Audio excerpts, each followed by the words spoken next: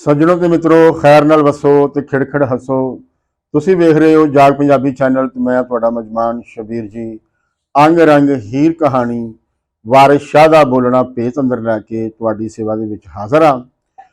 ਤੇ ਅਸੀਂ ਹੀਰ ਵਾਰਿਸ ਸ਼ਾਹ ਦੀ ਕਹਾਣੀ ਤੇ ਉਸ ਪੜਾਅ ਤੇ ਪਹੁੰਚੇ ਹਾਂ ਜਿੱਥੇ ਭਰਜਾਈਆਂ ਤੇ ਰਾਂਝੇ ਦਾ ਝੇੜਾ ਸ਼ੁਰੂ ਹੋ ਗਿਆ ਹੈ। ਭਾਬੀ ਆਖਿਆ ਲਾਡਲਾ ਬਾਪ ਦਾ ਸੈਂ ਅਤੇ ਖਰਾ ਪਿਆਰ ਹੀ ਮਾਂ ਦਾ ਏ। ਆਓ ਦੇਖਦੇ ਹਾਂ ਕਿ ਹੁਣ ਰਾਂਝਾ ਇਸ ਦੇ ਉੱਤਰ ਦੇ ਵਿੱਚ ਕੀ ਬੋਲਦਾ ਹੈ। ਆਓ ਸਭ ਤੋਂ ਪਹਿਲੇ ਸੁਣਦੇ ਹਾਂ ਲਿਆਕਤ ਅਨਾਇਤ ਹੋਰਾਂ ਦੀ ਆਵਾਜ਼ ਦੇ ਵਿੱਚ ਵਾਰਿਸ ਸ਼ਾਹ ਦਾ ਕਲਾਮ। ਰਾਂਝਾ ਆਖਦਾ ਭਾਬੀਓ ਵੈਰ ਨੂੰ ਨੀ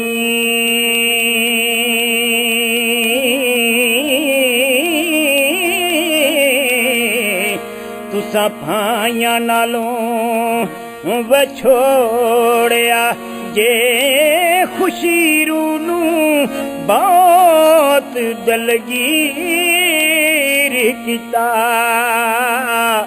ਤੇ ਤੁਸਾਂ ਫੁੱਲ ਗੁਲਾਬ ਦਾ ਤੋੜਿਆ ਜੇ।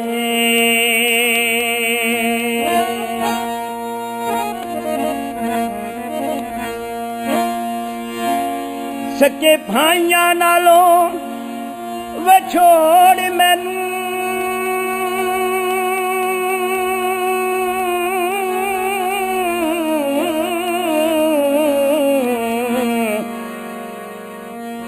ਕੰਡਾ ਵਿੱਚ ਕਲਜੇ ਦੇ ਪੋੜਿਆ ਜੇ ਭਾਈ ਜਿਗਰ ਤੇ ਜਾਨ ਸਾਂ ਅਸੀਂ ਅਠੇ ਵੱਖੋ ਵੱਖ ਕਰ ਚਾਨ ਖੋੜਿਆ ਜੇ। ਉਹ ਨਾਲ ਵੈਰ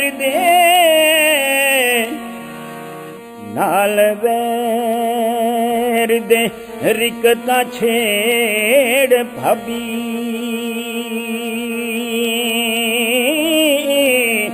ਸਾਨੂੰ ਮੇਨਾ ਹੋਰ ਚਮੋੜਿਆ ਜੇ। ਜਦੋਂ ਸਫਾ ਹੋ ਟੁਰਨ ਗਈਆਂ ਤਰਫ ਜੰਨਤੀ ਵਾਰਿਸ ਸ਼ਾਹ ਦੀ ਵਾਗ ਨਾ ਮੋੜਿਆ ਜੇ। ਰਾਂਝਾ ਆਖਦਾ ਭਾਬੀਓ ਵੈਰ ਨੂੰ ਨੀ ਤੁਸਾਂ ਭਾਈਆਂ ਨਾਲੋਂ ਵਿਛੋੜਿਆ ਜੇ। ਖੁਸ਼ੀ ਰੂਹ ਨੂੰ ਬਹੁਤ ਦਿਲਗੀਰ ਕੀਤਾ ਤੁਸਾਂ ਫੁੱਲ ਗੁਲਾਬ ਦਾ ਤੋੜਿਆ ਜੇ। ਭਾਈ ਜਿਗਰ ਤੇ ਜਾਨ ਸਾਂ ਅਸੀਂ ਅਠੇ ਵੱਖੋ ਵੱਖ ਕਰ ਚਾਰ ਨਿਖੋੜਿਆ ਜੇ। ਸਕੇ ਭਾਈਆਂ ਨਾਲੋਂ ਵਿਛੋੜ ਮੈਨੂੰ ਕੰਡਾ ਵਿੱਚ ਕਲੇਜੜੇ ਪੋੜਿਆ ਜੇ। ਨਾਲ ਵੈਰ ਦੇ ਰਿਕਤਾਂ ਛੇੜ ਭਾਬੀ ਸਾਨੂੰ ਮਿਹਣਾ ਹੋਰ ਚਮੋੜਿਆ ਜੇ। ਜਦੋਂ ਸਫਾ ਹੋ ਟੁਰਨਗੀਆਂ ਤਰਫ ਜੰਨਤ ਵਾਰਿਸ ਸ਼ਾਹ ਦੀ ਵਾਗ ਨਾ ਮੋੜਿਆ ਜੇ। ਰਾਂਝਾ ਆਖਦਾ ਭਾਬੀਓ ਵੈਰ ਨੂੰ ਨੀ ਐ ਦੁਸ਼ਮਣੋ ਐ ਭਾਬੀਓ ਭਰਜਾਈਓ ਦੁਸ਼ਮਣੋ। ਰਾਂਝੇ ਨੇ ਵੈਰ ਨਾ ਕਿਹਾ ਉਹਨਾਂ ਨੂੰ, ਦੁਸ਼ਮਣ ਜਿਨ੍ਹਾਂ ਨੂੰ ਉਹ ਆਪਣਾ ਸਮਝਦਾ ਸੀ, ਜਿਨ੍ਹਾਂ ਨੂੰ ਆਪਣਾ ਜਾਣਦਾ ਸੀ। ਉਹਨੂੰ ਇੱਕ ਭਰਮ ਸੀ, ਭੁਲੇਖਾ ਸੀ ਕਿ ਇਹ ਭਰਾ ਭਰਜਾਈ ਜਿਹੜੇ ਨੇ ਇਹ ਮੇਰੇ ਆਪਣੇ ਨੇ, ਇਹ ਮੇਰੇ ਦਰਦੀ ਨੇ, ਇਹ ਮੇਰੇ ਪੀੜ ਵੰਡਾਵਣ ਵਾਲੇ ਨੇ। ਮੈਨੂੰ ਇਹਨਾਂ ਦਾ ਮਾਣ ਹੈ, ਇਹਨਾਂ ਦੀਆਂ ਬਾਹਾਂ ਉੱਤੇ ਮਾਣ ਹੈ, ਇਹਨਾਂ ਦੀ ਹੋਂਦ ਉੱਤੇ ਮਾਣ ਹੈ। ਇਹਨਾਂ ਦੇ ਹੁੰਦਿਆਂ ਸੁਣਦਿਆਂ ਮੈਨੂੰ ਕੋਈ ਦੁੱਖ ਤਕਲੀਫ ਜਿਹੜੀ ਹੈ ਉਹ ਨਹੀਂ ਹੋ ਸਕਦੀ। ਜੇ ਕੋਈ ਵਿਪਤਾ ਵੀ ਪਵੇ ਤੇ ਇਹ ਮੇਰੇ ਸਿਰ ਤੇ ਮੌਜੂਦ ਨੇ। ਪਰ ਉਹੀ ਜਿਨ੍ਹਾਂ ਨੂੰ ਉਹ ਆਪਣਾ ਜਾਨੀ ਸਮਝਦਾ ਸੀ, ਅੱਜ ਉਹ ਕਹਿ ਰਿਹਾ ਰਾਂਝਾ ਆਖਦਾ ਭਾਬੀਓ ਵੈਰ ਨੂੰ ਨੀ ਕਿ ਤੁਸਾਂ ਭਾਈਆਂ ਨਾਲੋਂ ਛੋੜਿਆ ਜੀ। ਰਾਂਝਾ ਜਿਸ ਵੇਲੇ ਭਾਬੀ ਨੇ ਰਾਂਝੇ ਨੂੰ ਇਹ ਕਿਹਾ ਕਿ ਇਹ ਜਿਹੜਾ ਤੂੰ ਕਹਿ ਰਿਹਾ ਕਿ ਮੇਰਾ ਕੰਮ ਦੇ ਵਿੱਚ ਮਨ ਜਿਹੜਾ ਹੈ ਉਹ ਨਹੀਂ ਲੱਗਦਾ, ਛਾਲੇ ਪਏ ਤੇ ਹੱਥ ਤੇ ਪੈਰ ਫੁੱਟ ਗਏ ਨੇ।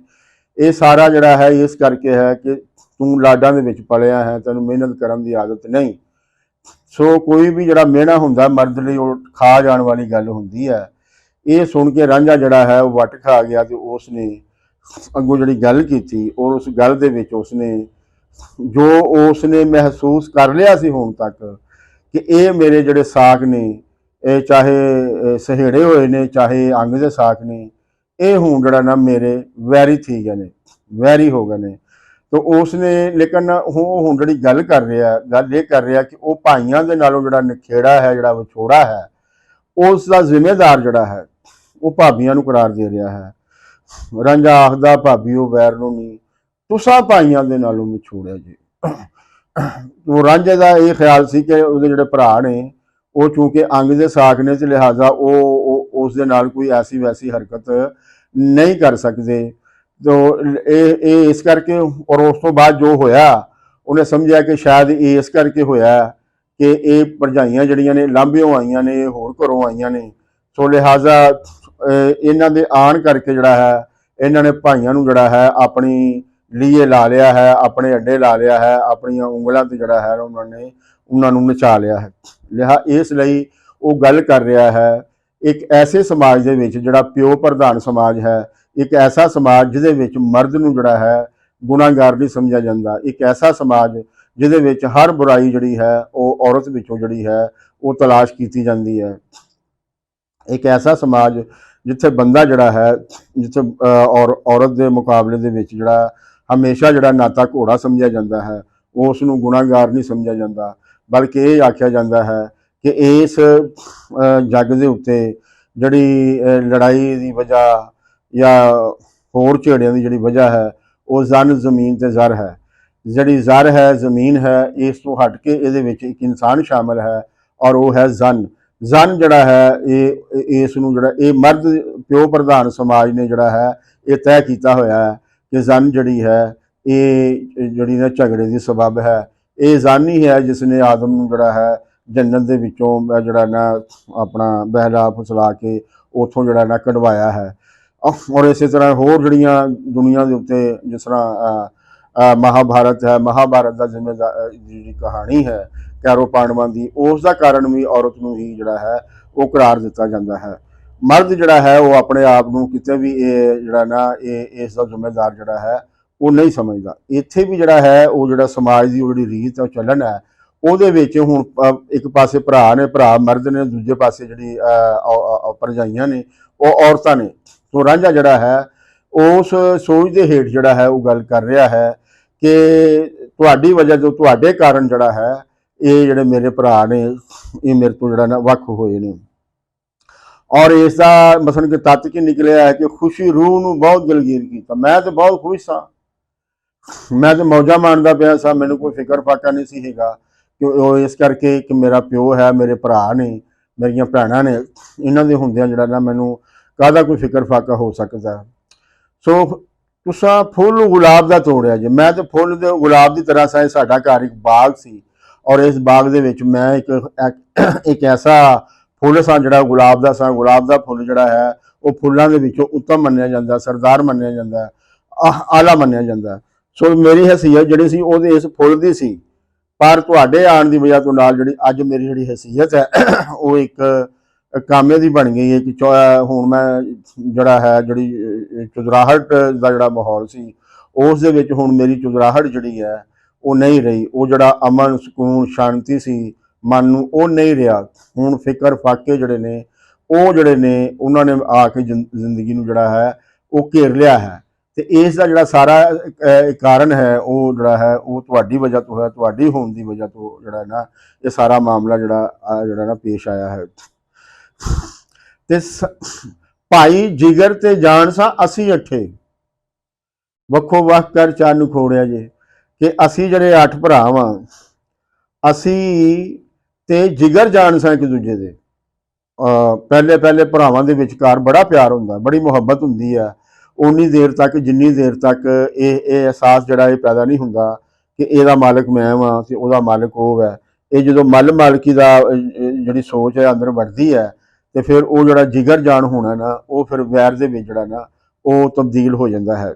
ਸਾਨੂੰ ਪਿੱਛੇ ਦੇ ਕਿਤੇ ਵੀ ਇਹ ਨਹੀਂ ਦਿਸਦਾ ਕਿ ਉਹ ਜਿਗਰ ਜਾਨ ਸਨ, ਲੇਕਿਨ ਰਾਂਝੇ ਦੀ ਜ਼ੁਬਾਨੀ ਸਾਨੂੰ ਪਤਾ ਲੱਗਦਾ ਕਿ ਇੱਕ ਵੇਲਾ ਐਸਾ ਵੀ ਸੀ ਕਿ ਰਾਂਝੇ ਤੇ ਰਾਂਝੇ ਦੇ ਭਰਾ ਜਿਹੜੇ ਸਨ ਉਹਨਾਂ ਦੀ ਆਪਸ ਦੇ ਵਿੱਚ ਬੜੀ ਬਣਦੀ ਸੀ, ਆਪਸ ਦੇ ਵਿੱਚ ਇੱਕ ਦੂਜੇ ਦੇ ਸਾਹ ਦੇ ਨਾਲ ਉਹ ਸਾਹ ਲੈਂਦੇ ਸਨ। ਜਦੋਂ ਉਹਨਾਂ ਨੇ ਰਾਂਝੇ ਨੇ ਜਿਗਰ ਜਾਣ ਕਹਿਤਾ ਤੇ ਸਾਰੀ ਗੱਲ ਜਿਹੜੀ ਹੈ ਉਹ ਮੁੱਕ ਗਈ।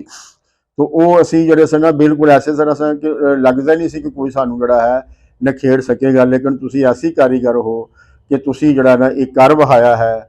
ਸਕੇ ਭਾਈਆਂ ਦੇ ਨਾਲੋਂ ਵਿਛੋੜ ਮੈਨੂੰ, ਕੰਡਾ ਵਿੱਚ ਕਲੇਜੇ ਦੇ ਪੋੜਿਆ ਸੀ। ਭਰਾ ਮੇਰੇ ਕੋਈ ਮਤਰਾਏ ਨਹੀਂ ਸਨ ਹੈਗੇ, ਸਕੇ ਭਰਾ ਸਨ। ਅਸੀਂ ਇੱਕ ਹੀ ਅੰਗ ਵਿੱਚੋਂ ਸਾਂ ਤੇ ਅਸੀਂ ਅੰਗ ਦੇ ਸਾਗ ਸਨ। ਲੇਕਿਨ ਤੁਸੀਂ ਜਿਹੜਾ ਹੈ ਚੂੰਕਿ ਇਸ ਕੰਮ ਦੇ ਵਿੱਚ ਜਿਹੜਾ ਮਾਹਰ ਹੋ, ਇਹ ਲੜਾਈ ਝਗੜੇ ਪਵਾਉਣ 'ਚ, ਨਖੇੜੇ ਪਾਉਣ ਦੇ ਵਿੱਚ, ਲਿਹਾਜ਼ਾ ਤੁਸੀਂ ਜਿਹੜਾ ਨਾ ਇਹ ਮਾਮਲਾ ਜਿਹੜਾ ਨਾ ਇਹ ਕਰ ਵਹਾਇਆ ਹੈ। ਸੋ ਅੱਜ ਜਿਹੜਾ ਅਸੀਂ ਇਹ ਝੇੜਾ ਝੇੜਨੇ ਪਏ ਹਾਂ, ਇਸ ਦਾ ਕਾਰਨ ਵੀ ਤੁਸੀਂ ਹੋ। ਯਾਨੀ ਇੱਥੇ ਰਾਂਝਾ ਜਿਹੜਾ ਹੈ ਉਹ ਗੱਲ ਕਰ ਰਿਹਾ ਭਰਜਾਈਆਂ ਦੇ ਨਾਲ, ਇਸ ਲਈ ਉਹ ਭਰਜਾਈਆਂ ਨੂੰ ਹੀ ਜਿਹੜਾ ਜ਼ਿੰਮੇਦਾਰ ਜਿਹੜਾ ਨਾ ਉਹ ਗੱਲ ਕਰ ਰਿਹਾ ਹੈ। ਇਹ ਅਸੀਂ ਅੱਗੇ ਜਾ ਕੇ ਵੇਖਾਂਗੇ ਕਿ ਉਹ ਭਰਜਾਈਆਂ ਭਰਾਵਾਂ ਦੇ ਬਾਰੇ ਕੀ ਆਖਦਾ, ਫਿਰ ਹੀ ਉਸ ਦੀ ਸ਼ਖਸੀਅਤ ਦੇ ਬਾਰੇ ਅਸੀਂ ਕੋਈ ਫੈਸਲਾ ਜਿਹੜਾ ਹੈ ਉਹ ਕਰ ਸਕਾਂਗੇ। ਲੇਕਿਨ ਇੱਥੇ ਸਾਨੂੰ ਇਹ ਨਜ਼ਰ ਆ ਰਿਹਾ ਕਿ ਰਾਂਝਾ ਉਹਨਾਂ ਦੇ ਮੂੰਹ ਦੇ ਉੱਤੇ ਜਿਹੜਾ ਹੈ ਉਹ ਗੱਲ ਕਰ ਰਿਹਾ, ਰਾਂਝਾ ਪਿੱਠ ਪਿੱਛੇ ਗੱਲ ਨਹੀਂ ਕਰ ਰਿਹਾ। ਇਹ ਰਾਂਝੇ ਦਾ ਕਰੈਕਟਰ ਸਾਨੂੰ ਜਿਹੜਾ ਨਾ ਇਹ ਚੰਗਾ ਲੱਗ ਰਿਹਾ ਕਿ ਉਹ ਗੱਲ ਕਰ ਰਿਹਾ ਹੈ, ਗੱਲ ਵੀ ਕਰ ਰਿਹਾ ਜਿਹੜਾ ਸਾਹਮਣੇ ਬੰਦਾ ਬੈਠਾ ਉਹਦੇ ਬਾਰੇ 'ਚ, ਭਰਾ ਸਾਹਮਣੇ ਨਹੀਂ ਹੈ। ਇਸ ਵਾਸਤੇ ਉਹ ਭਰਾਵਾਂ ਦੇ ਬਾਰੇ ਜਿਹੜਾ ਹੈ ਉਹ ਕੋਈ ਗੱਲ ਨਹੀਂ ਕਰ ਰਿਹਾ, ਉਹ ਸਿਰਫ ਭਰਜਾਈਆਂ ਦੇ ਜਿਹੜਾ ਕਿਰਦਾਰ ਹੈ ਉਹਨਾਂ ਦੇ ਕਿਰਦਾਰ ਦੇ ਬਾਰੇ ਜਿਹੜਾ ਹੈ ਉਹ ਗੱਲ ਕਰ ਰਿਹਾ ਹੈ। ਸੋ ਇਹ ਮਤਲਬ ਇਹ ਹੋਇਆ ਕਿ ਰਾਂਝੇ ਦੇ ਅੰਦਰ ਇੰਨੀ ਜੁਰਤ ਜਿਹੜੀ ਹੈ ਉਹ ਮੌਜੂਦ ਹੈ। ਰਾਂਝੇ ਦੇ ਕੋਲ ਹੁਣ ਕੋਈ ਪ੍ਰਾਪਰਟੀ ਨਹੀਂ ਹੈ, ਰਾਂਝੇ ਦੇ ਕੋਲ ਹੁਣ ਕੋਈ ਚੁਦਰਾਹਟ ਨਹੀਂ ਹੈ, ਰਾਂਝੇ ਦੇ ਕੋਲ ਕੋਈ ਹੁਣ ਐਸਾ ਤਾਕਤ ਨਹੀਂ ਹੈ ਕਿ ਉਹ ਕੋਈ ਜ਼ੋਰ ਉਸ ਦੀ ਤਾਕਤ ਦੇ ਥੱਲੇ ਆ ਕੇ ਦੀ ਗੱਲ ਸੁਣੇਗਾ, ਬਲਕਿ ਜ਼ੋਰ ਤੇ ਹੁਣ ਜਿਹੜਾ ਨਾ ਭਰਜਾਈਆਂ ਦਾ ਜਿਹੜਾ ਨਾ ਵੱਧ ਗਿਆ ਹੈ। ਰਾਂਝਾ ਜਿਹੜਾ ਹੈ ਉਹ ਤਾਕਤ ਦੇ ਸਾਹਮਣੇ ਬੋਲਦਾ ਪਿਆ ਹੈ ਔਰ ਉਹ ਦੱਸ ਰਿਹਾ ਹੈ ਕਿ ਤੁਸੀਂ ਇਸ ਦੇ ਜਿਹੜਾ ਨਾ ਜ਼ਿੰਮੇਦਾਰ ਹੋ। ਇਸ ਦਾ ਮਤਲਬ ਹੋਇਆ ਕਿ ਰਾਂਝਾ ਜਿਹੜਾ ਹੈ ਉਹ ਕਿਰਦਾਰ ਵੱਲੋਂ ਜਿਹੜਾ ਹੈ ਔਰ ਆਪਣੇ ਕੌਲ ਵੱਲੋਂ ਜਿਹੜਾ ਹੈ ਉਹ ਬਿਲਕੁਲ ਸਿੱਧਾ ਸਾਵਾ ਹੈ। ਉਹ ਕੋਈ ਗੱਲ ਜਿਹੜੀ ਹੈ ਉਹ ਲੁਕਾ ਕੇ ਨਹੀਂ ਰੱਖ ਰਿਹਾ। ਉਹ ਉਹਨਾਂ ਦੇ ਸਾਹਮਣੇ ਆਪਣੇ ਭਰਾਵਾਂ ਦੇ ਬਾਰੇ ਵੀ ਗੱਲ ਕਰ ਸਕਦਾ ਸੀ, ਲੇਕਿਨ ਉਸਨੇ ਉਹਦੇ ਕਿਰਦਾਰ ਦੀ ਸਾਨੂੰ ਇਹ ਖੂਬੀ ਇਹ ਨਜ਼ਰ ਆ ਰਹੀ ਹੈ ਕਿ ਉਹ ਜਿਹੜਾ ਕਿਰਦਾਰ ਮੌਜੂਦ ਨਹੀਂ ਉਹਦੇ ਬਾਰੇ ਗੱਲ ਨਹੀਂ ਕਰਦਾ, ਬਲਕਿ ਜਿਹੜਾ ਬੰਦਾ ਸਾਹਮਣੇ ਮੌਜੂਦ ਹੈ ਉਸ ਦੇ ਬਾਰੇ ਗੱਲ ਕਰ ਰਿਹਾ। ਭਰਜਾਈਆਂ ਜਿਹੜੀਆਂ ਨੇ ਉਹਦੇ ਨਾਲ ਉਹਦਾ ਆਡਾ ਲੱਗਾ ਹੋਇਆ, ਇਸ ਲਈ ਉਹ ਗੱਲ ਕਰ ਰਿਹਾ ਹੈ। ਤੇ ਔਰ ਜ਼ਿੰਮੇਦਾਰੀ ਦੀ ਉਹਦੇ ਵਿੱਚ ਭਰਜਾਈਆਂ ਦੀ ਜਿਹੜੀ ਜ਼ਿੰਮੇਦਾਰੀ ਬਣਦੀ ਹੈ ਜਾਂ ਜਿਸ ਤਰ੍ਹਾਂ ਉਹ ਜ਼ਿੰਮੇਦਾਰ ਸਮਝਦਾ ਹੈ, ਉਹ ਖੁੱਲ੍ਹ ਖਿਲਾ ਕੇ ਬਿਲਕੁਲ ਸਿੱਧੇ ਸਾਵੇਂ ਢੰਗ ਦੇ ਨਾਲ ਬਗੈਰ ਕੁਝ ਲੁਕਾਇਆ ਛੁਪਾਇਆ ਸਾਫ਼ ਤੌਰ ਤੇ ਜਿਹੜਾ ਨਾ ਉਹਨਾਂ ਦੇ ਨਾਲ ਜਿਹੜਾ ਹੈ ਉਹ ਗੱਲ ਕਰਦਾ ਹੈ। ਨਾਲ ਵੈਰ ਦੇ ਰਿਕਤਾਂ ਛੇੜ ਭਾਬੀ, ਸਾਨੂੰ ਮਿਹਣਾ ਹੋਰ ਗੱਲ ਬਾਰ-ਬਾਰ ਵੈਰ ਦੀ ਆ ਰਹੀ ਹੈ, ਗੱਲ ਬਾਰ-ਬਾਰ ਵੈਰ ਦੀ ਆ ਰਹੀ ਹੈ। ਇਹ ਜਿਹੜਾ ਵੈਰ ਸੀ ਇਹ ਕਿਹਨੇ ਪੈਦਾ ਕਰ ਦਿੱਤਾ? ਕਹਾਣੀ ਜਿਹੜੀ ਹੈ ਅਸੀਂ ਕਹਾਣੀ ਦੇ ਵਿੱਚੋਂ ਵੇਖਣਾ ਹੈ ਕਿ ਵੈਰ ਜਿਹੜਾ ਹੈ ਉਹ ਕਿਸ ਕਾਰਨ ਪੈਦਾ ਹੋਇਆ। ਵੈਰ ਜਿਹੜਾ ਪੈਦਾ ਹੋਇਆ ਉਹ ਭੋਏ ਦੀ ਖਾਤਰ ਪੈਦਾ ਹੋਇਆ। ਭੋਏ ਜਿਹੜੀ ਹੈ ਉਹ ਸਬਬ ਬਣੀ, ਜਿਸ ਤਰ੍ਹਾਂ ਹੁਣ ਕਿ ਜ਼ਨ ਜ਼ਮੀਨ ਤੇ ਜ਼ਰ ਜਿਹੜਾ ਹੈ ਉਹ ਜ਼ਮੀਨ ਜਿਹੜੀ ਹੈ ਉਹ ਤੇ ਇਸ ਵਾਸਤੇ ਬਣਦੀ ਹੈ ਕਿ ਉਸ ਦੇ ਵਿੱਚੋਂ ਪੈਦਾਵਾਰ ਹੁੰਦੀ ਹੈ। ਸਮਾਜ ਦੇ ਵਿੱਚ ਸੁਸਾਇਟੀ 'ਚ ਰਹਿਣ ਵਾਲੇ ਜਿਹੜੇ ਲੋਕ ਨੇ ਉਹਨਾਂ ਦੀ ਜ਼ਿੰਦਗੀ ਨੂੰ ਉਹ ਪੈਦਾਵਾਰ ਅੱਗੇ ਵਧਾਉਂਦੀ ਹੈ ਔਰ ਉਸ ਨੂੰ ਹੋਰ ਅੱਗੇ ਤੋਂ ਅੱਗੇ ਜਿਹੜਾ ਹੈ ਉਹ ਟੋਰਦੀ ਹੈ। ਇਸ ਕੰਮ ਦੇ ਨਾਲ ਬੰਦੇ ਦੀ ਜਿਹੜੀ ਜ਼ਿਹਨੀ ਤਖਲੀਕ ਦੀ ਕੁਵਤ ਹੈ, ਜ਼ੇਨ ਦੇ ਸਿਰਜਣ ਦੀ ਜਿਹੜੀ ਕੁਵਤ ਹੈ, ਜ਼ੇਨ ਦੇ ਕੰਮ ਕਰਨ ਦੀ ਜਿਹੜੀ ਸ਼ਕਤੀ ਹੈ ਉਹ ਅੱਗੇ ਵੱਧਦੀ ਹੈ। ਜਿੱਥੇ ਵੀ ਕੋਈ ਪੈਦਾਵਾਰੀ ਨਿਜ਼ਾਮ ਜਿਸ ਸ਼ਕਲ ਦੇ ਵਿੱਚ ਵੀ ਮੌਜੂਦ ਹੁੰਦਾ ਹੈ, ਬੰਦਾ ਉਹਦੇ ਕੰਮ ਦੇ ਵਿੱਚ ਜਿਸ ਵੇਲੇ ਵੜਦਾ ਹੈ ਤੇ ਆਪਣੇ ਕੰਮ ਦੇ ਵਿੱਚ ਉਹਦੀ ਜਿਹੜੀ ਜ਼ੇਨ ਸ਼ਕਤੀ ਹੈ, ਉਸ ਦਾ ਜਿਹੜਾ ਹੁਨਰ ਹੈ ਉਹ ਨਿਖਰਦਾ ਹੈ, ਉਹ ਅੱਗੇ ਵੱਧਦਾ ਹੈ।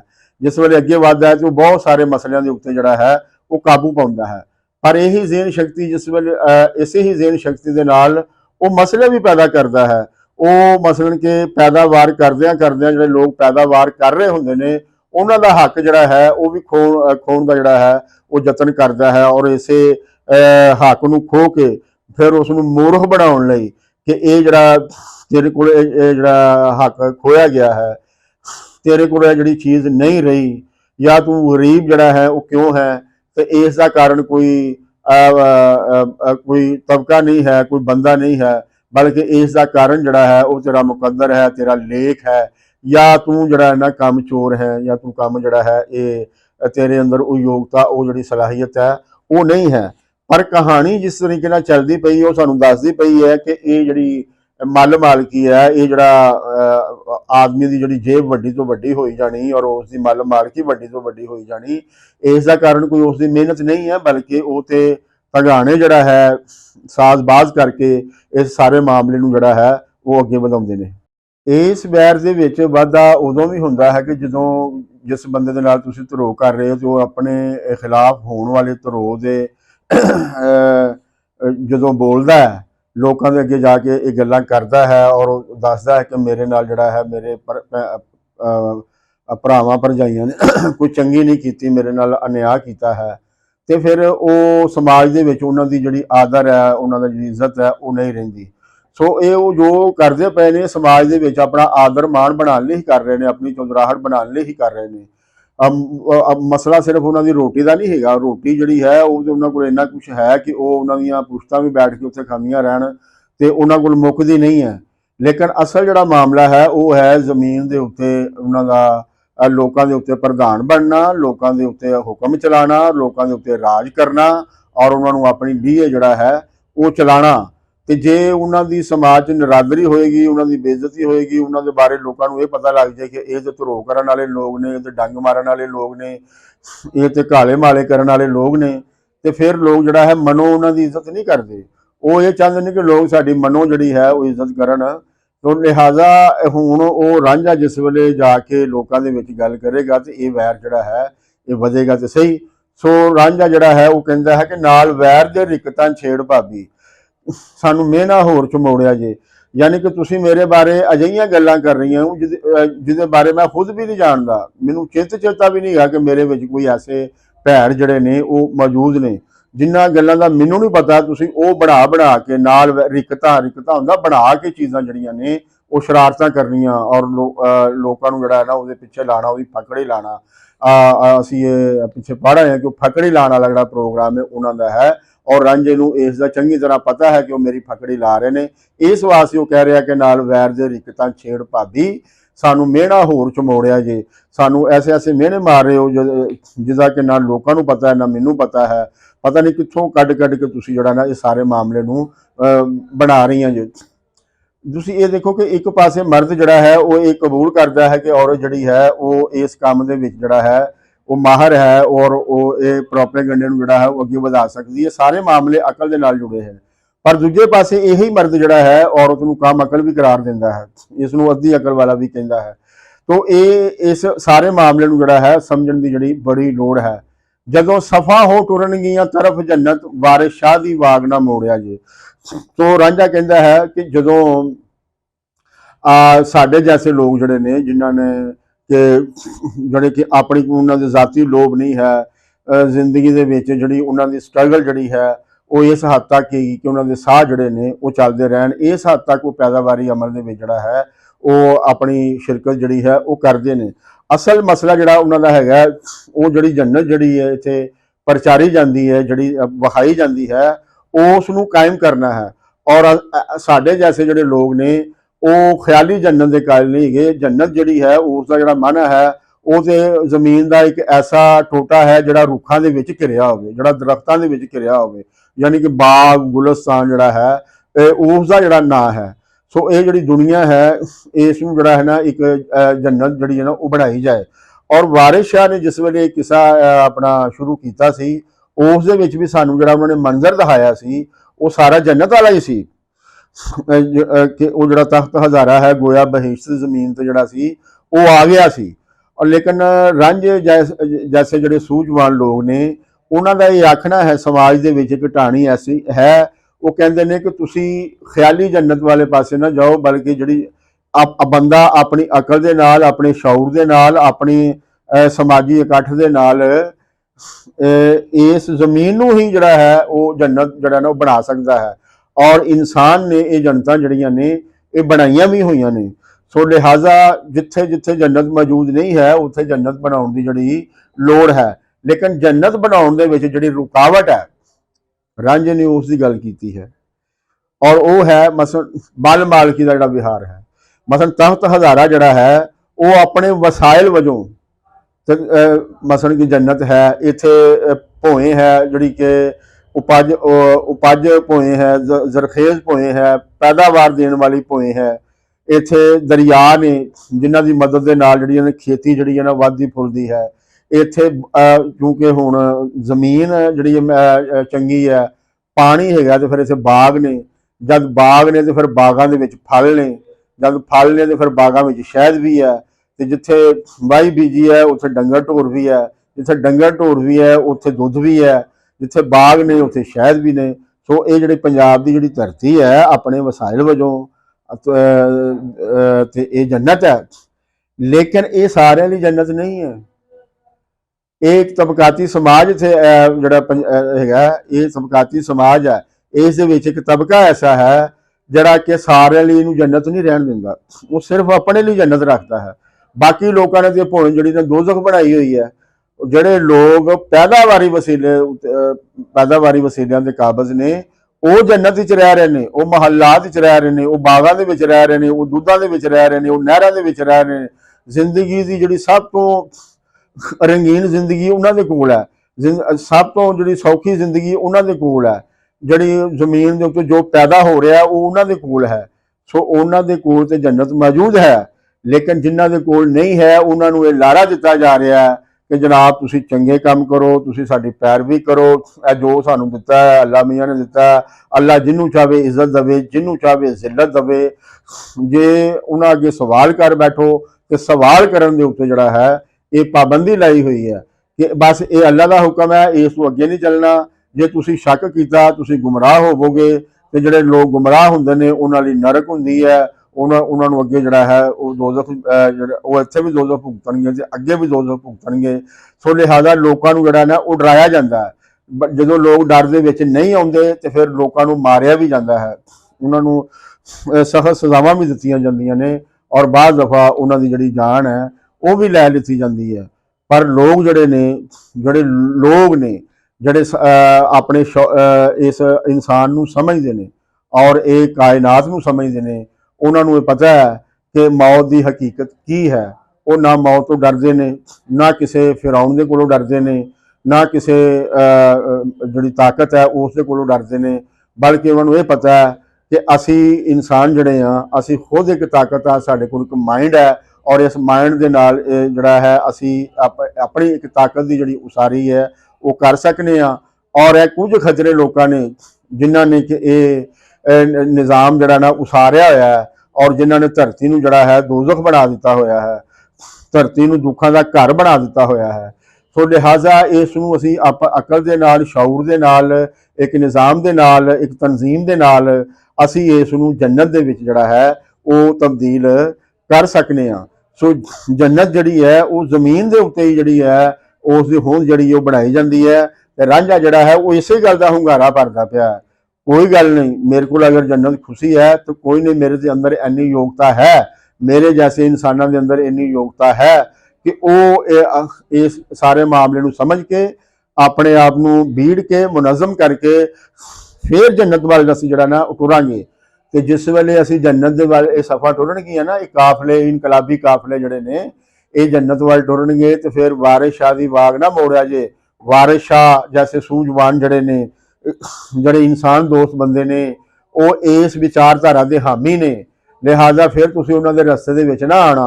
जे रस्ते दे विच आओगे तो मारे जाओगे, तुहाडी दास्तान जिहड़ी है वो दास्तानां दे विच फिर नहीं होएगी। रांझा जिहड़ा है वो हुण अंदरों बोलदा पिया है, रांझा जिहड़ा है पूरे शऊर दे नाल बोलदा पिया है, रांझा जिहड़ा है वो पूरे माहौल नूं और पूरे जो उस दे खिलाफ जिहड़ा होया है उसनूं जब तक तुसीं मामले नूं समझो ना, जब तक बंदा अपने आप नूं ना समझे कि बंदा जिहड़ा वो है कि बंदा कर की सकदा है, बंदे दा तारीख दे विच रोल की है, सो जब तक ये समझे वो ऐसी बोली नहीं बोल सकदा जिहड़ी रांझा बोलदा पिया है। ऐसी बोली बोलण लई तुहानूं शऊर दे नाल लगना पएगा, तुहानूं तारीख नूं समझना पएगा, हुण तक बंदे दी जो कीती कतरी है उसनूं वेखना पएगा। जिस वेले सानूं ये बंदे दी कीती कतरी नज़र आउंदी है तो सानूं पता लगदा है कि ये जिन्ने भी लोग अपने आप को ताकतवर फिरौन ते खुदा भगवान समझते हैं ये उन्होंने इंसानों का कुछ नहीं बिगाड़ सके। उन्होंने उन्होंने जान तो लै लई पर उन्होंने जिहड़ी सोच है, उन्होंने जिहड़ा शऊर है उन्होंने ये नहीं मिटा सके, उन्होंने ये जग तो खत्म नहीं कर सके। ਉਹ ਜਿਹੜਾ ਸ਼ੌਰ ਹੈ, ਉਹ ਜਿਹੜੀ ਸਮਝ ਹੈ, ਉਹ ਜਿਹੜੀ ਵਿਚਾਰਧਾਰਾ ਹੈ, ਉਹ ਇਹਨਾਂ ਦੇ ਸਾਹਮਣੇ ਆ ਕੇ ਲਹਿਰਾਂ ਦੀ ਸ਼ਕਲ ਦੇ ਵਿੱਚ ਆਪਣਾ ਆਪ ਜਿਹੜਾ ਹੈ ਉਹ ਵਿਖਾਉਂਦੀ ਰਹਿੰਦੀ ਹੈ, ਆਪਣੀ ਹੋਂਦ ਨੂੰ ਜਿਹੜਾ ਹੈ ਉਹ ਜਤਾਉਂਦੀ ਰਹਿੰਦੀ ਹੈ। ਮਨਸੂਰ ਜਿਹੜਾ ਹੈ ਉਹ ਹਰ ਵੇਲੇ ਦੇ ਵਿੱਚ ਪੈਦਾ ਹੁੰਦਾ ਹੈ, ਮਨਸੂਰ ਹਰ ਲਹਿਰ ਦੇ ਵਿੱਚ ਮੌਜੂਦ ਹੁੰਦਾ ਹੈ। ਉਹ ਲਿਹਾਜ਼ਾ ਮਨਸੂਰ ਜਿਹੜਾ ਹੈ ਉਹ ਨਹੀਂ ਮਰਿਆ। ਵਾਰਿਸ ਸ਼ਾਹ ਹੋਰਾਂ ਨੇ ਵੀ ਇੱਕ ਜਗ੍ਹਾ ਤੇ ਕਿਹਾ ਕਿ ਵਾਰਿਸ ਸ਼ਾਹ ਉਹ ਸਦਾ ਹੀ ਜਿਉਂਦੇ ਨੇ ਜਿਨ੍ਹਾਂ ਕੀਤੀਆਂ ਨੇਕ ਕਮਾਈਆਂ ਨੇ। ਉਹ ਨੇਕ ਕਮਾਈਆਂ ਕੀ ਨੇ? ਉਹ ਨੇਕ ਕਮਾਈਆਂ ਇਹ ਨੇ ਕਿ ਇਨਸਾਨ ਨੂੰ ਮੁਹਤਾਜ ਨਾ ਬਣਾਓ, ਬਲਕਿ ਇਨਸਾਨ ਨੂੰ ਖੁਦ ਮੁਖਤਾਰ ਬਣਾਓ। ਇਨਸਾਨ ਨੂੰ ਜਿਹੜਾ ਹੈ ਭੀਖ ਨਾ ਦਿਓ, ਬਲਕਿ ਉਹਦੇ ਹੱਥ ਨੂੰ ਕੋਈ ਕੰਮ ਸਿਖਾਓ, ਕੋਈ ਜਾਚ ਸਿਖਾਓ, ਉਸ ਨੂੰ ਕਿਸੇ ਕੰਮੇ ਲਾਓ, ਤਾਂ ਕਿ ਉਹ ਜਿਹੜਾ ਹੈ ਉਮਰ ਭਰ ਲਈ ਜਿਹੜਾ ਹੈ ਆਪਣੀ ਰੋਜ਼ੀ ਰੋਟੀ ਜਿਹੜੀ ਹੈ ਉਹ ਉਹਦੇ ਵਾਸਤੇ ਕਿਸੇ ਦਾ ਮੁਹਤਾਜ ਨਾ ਹੋਵੇ। ਉਸ ਨੂੰ ਇਸ ਧਰਤੀ ਦੇ ਉੱਤੇ ਹੀ ਜੰਨਤ ਬਣਾਉਣ ਵਾਲਾ ਜਿਹੜਾ ਹੈ ਉਹ ਲਾਓ। ਉਸ ਦੇ ਬਾਰੇ ਜਿਹੜਾ ਉਹਦਾ ਕਿਰਦਾਰ ਹੈ ਉਹ ਦੱਸੋ। ਮੌਤ ਕੀ ਹੈ, ਜ਼ਿੰਦਗੀ ਕੀ ਹੈ, ਇਸ ਹਕੀਕਤ ਦੇ ਬਾਰੇ ਦੱਸੋ। ਜਿਸ ਵੇਲੇ ਬੰਦੇ ਨੂੰ ਇਹ ਪਤਾ ਲੱਗਦਾ ਹੈ ਕਿ ਮੌਤ ਜਿਹੜੀ ਹੈ ਇਹ ਕੁਛ ਵੀ ਨਹੀਂ ਹੈ, ਇਹ ਜਿਹੜਾ ਮਾਦਾ ਹੈ ਇਹ ਇਸ ਦੇ ਅੰਦਰ ਤਬਦੀਲੀ ਹੈ, ਔਰ ਇਹ ਜਿਹੜਾ ਮਾਦਾ ਹੈ ਰੋਜ਼ ਜਿਹੜਾ ਹੈ ਇੱਕ ਨਵੀਂ ਤੋਂ ਨਵੀਂ ਸ਼ਕਲ ਇਖਤਿਆਰ ਕਰਦਾ ਪਿਆ, ਇਹ ਤੇ ਰੋਜ਼ ਮਰਦਾ ਪਿਆ ਹੈ। ਸੋ ਲਿਹਾਜ਼ਾ ਇਹ ਜਿਹੜਾ ਮਾਦਾ ਹੈ ਇਹਨੇ ਕਦੇ ਵੀ ਨਹੀਂ ਮਰਨਾ, ਫਨਾ ਇਹਨੇ ਕਦੇ ਵੀ ਨਹੀਂ ਹੋਣਾ, ਬਲਕਿ ਇਸ ਨੇ ਆਪਣੀ ਸ਼ਕਲ ਜਿਹੜੀ ਹੈ ਉਹ ਸਿਰਫ ਤਬਦੀਲ ਕਰਨੀ ਹੈ।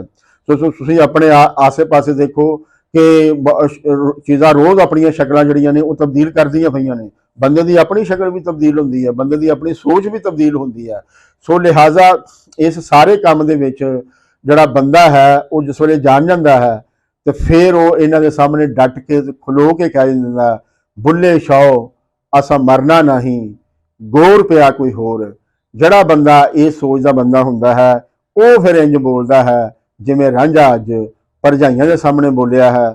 ਮੈਨੂੰ ਆਸ ਹੈ ਕਿ ਤੁਹਾਨੂੰ ਅੱਜ ਦੀ ਇਹ ਗੱਲਬਾਤ ਜਿਹੜੀ ਹੈ ਬੜੀ ਟੁੰਬੇਗੀ, ਔਰ ਇਹਦੇ ਵਿੱਚੋਂ ਬਹੁਤ ਸਾਰੇ ਜਿਹੜੇ ਸਵਾਲ ਨੇ ਉਹ ਤੁਸੀਂ ਖੜੇ ਕਰੋਗੇ ਤਾਂ, ਔਰ ਤੁਸੀਂ ਜਦੋਂ ਇਹ ਸਵਾਲ ਖੜੇ ਕਰੋਗੇ ਤੇ ਇਹ ਗੱਲ ਫਿਰ ਜਿਹੜੀ ਹੈ ਇਹ ਹੋਰ ਅੱਗੇ ਚਲੇਗੀ, ਇਹ ਹੋਰ ਨਿਤਰੇਗੀ, ਹੋਰ ਨਿਖਰੇਗੀ। ਅਗਲੇ ਸਤਵਾਰੇ ਫਿਰ ਤੁਹਾਡੀ ਸੇਵਾ ਦੇ ਵਿੱਚ ਹਾਜ਼ਰ ਹੋਵਾਂਗਾ। ਆਗਿਆ ਲੈਣ ਤੋਂ ਪਹਿਲਾਂ ਬੇਨਤੀ ਹੈ ਕਿ ਤੁਸੀਂ ਜਾਗ ਪੰਜਾਬੀ ਚੈਨਲ ਨੂੰ ਸਬਸਕ੍ਰਾਈਬ ਕਰੋ। ਇਸ ਦਾ ਜਿਹੜਾ ਘੰਟੀ ਦਾ ਬਟਨ ਹੈ ਉਹ ਦਬਾਉਣਾ ਨਾ ਭੁੱਲਣਾ, ਤਾਂ ਕਿ ਸਾਡਾ ਹਰ ਨੋਟੀਫਿਕੇਸ਼ਨ ਤੁਹਾਨੂੰ ਆਪ ਮੁਹਾਰੇ ਮਿਲਦਾ ਰਹੇ। ਤੇ ਆਪਣੇ ਸੱਜਣਾ ਬੇਲੀਆਂ ਅੱਗੇ ਜ਼ਿਆਦਾ ਤੋਂ ਜ਼ਿਆਦਾ ਸ਼ੇਅਰ ਕਰੋ, ਤਾਂ ਕਿ ਇਹ ਸੂ ਸਮਝ ਦੀ ਇਸ ਲਹਿਰ ਦੇ ਵਿੱਚ ਉਹ ਵੀ ਰਲਤੀ ਹੋ ਜਾਣ। ਹੋ ਸਕਦਾ ਹੈ ਕਿ ਕੋਈ ਇੱਕ ਗੱਲ ਜਿਹੜੀ ਹੈ ਉਹ ਉਹਨਾਂ ਦੀ ਜ਼ਿੰਦਗੀ ਦਾ ਪਾਸਾ ਪਲਟ ਦੇਵੇ, ਕਿਸੇ ਦਾ ਭਲਾ ਕਰ ਦੇਵੇ। ਕੁਲ ਦਾ ਭਲਾ ਤੇ ਕੁਲ ਦੀ ਖੈਰ।